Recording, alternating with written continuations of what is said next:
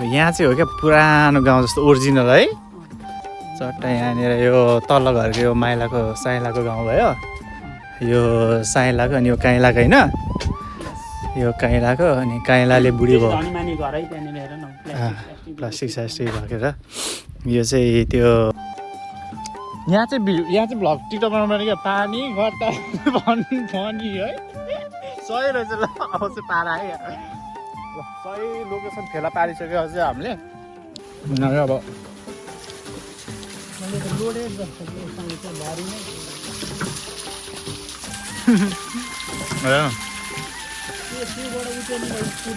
यहाँबाट त्यही कुर्ने होइन त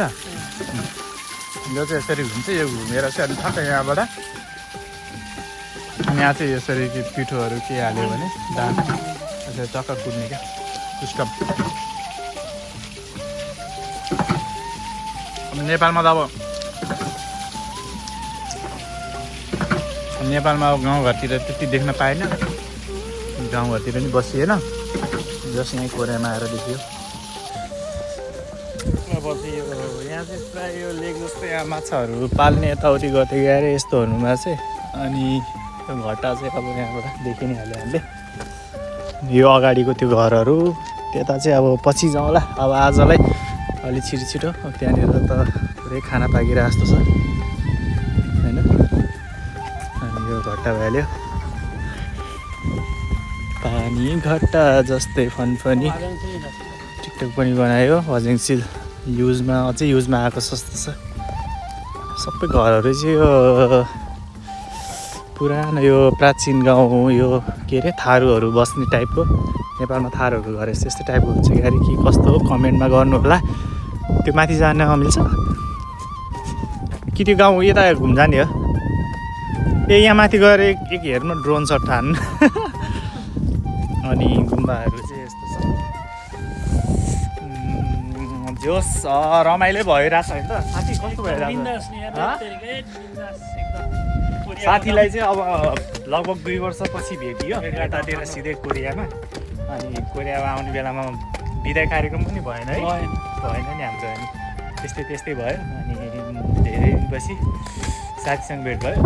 सही रहेछ त यहाँबाट रहेछ नि त रमाइलो यस्तो रहेछ है ल यहाँनिर ओहो जोस् यहाँबाट चाहिँ पुरै भ्यू देखिँदो रहेछ यो गाउँको यहाँ चाहिँ सबै यो पछि बनाएको जस्तो छ क्या यो छानाहरू पनि त्यहाँ माथिबाट ए टन्ने ठुलै रहेछ त यता पनि रहेछ क्या फेरि हामी चाहिँ अघि यो साइडतिर गएर घुमेँ अनि अलिअलि टिकटक बनाएर अनि 2 जना यतातिर आएको छौँ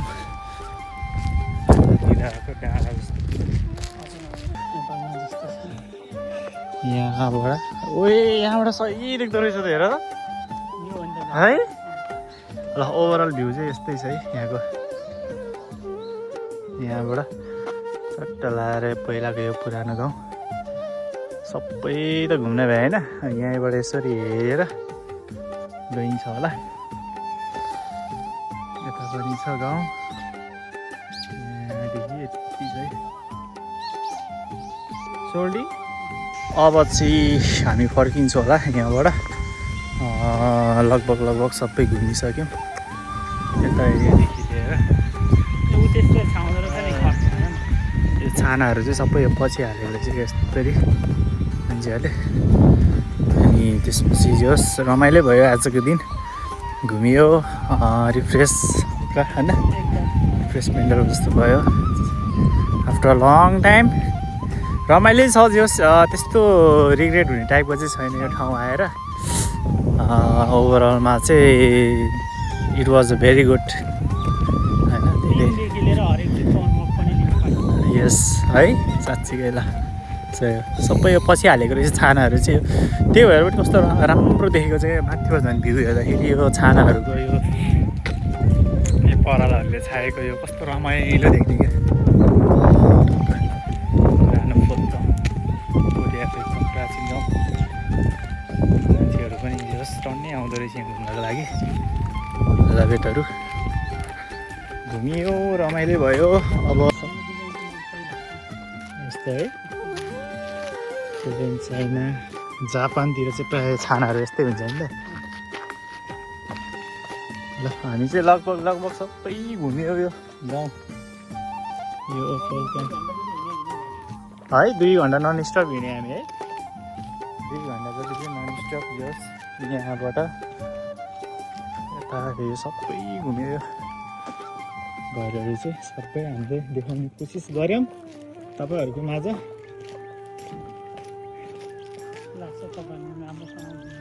ल तपाईँहरू पनि आएर यसो यहाँनिर घुमघाम गर्नुहोस् रमाइलो छ इन्ट्रेस्टिङ छ